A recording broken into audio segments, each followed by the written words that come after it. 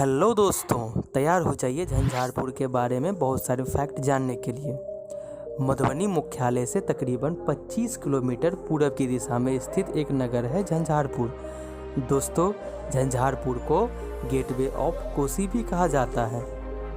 दोस्तों, क्या आप यह जानते हैं झंझारपुर को मिथिलेश की राजधानी होने का भी गौरव प्राप्त है। दोस्तों, झंझारपुर एक व्यापारिक क्षेत्र रहा है। कहा जाता है कि इस जगह पर तांबे के बर्तन का निर्माण भारी मात्रा में होता था।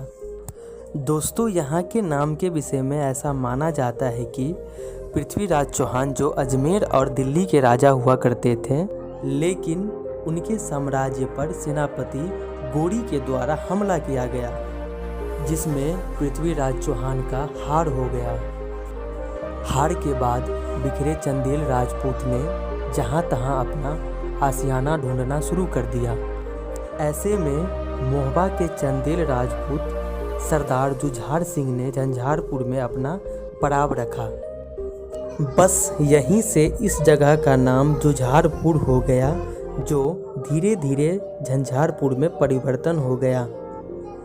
दोस्तों, अगर पर्यटक स्थल की बात करें तो यहाँ घूमने के लिए बहुत जगह है।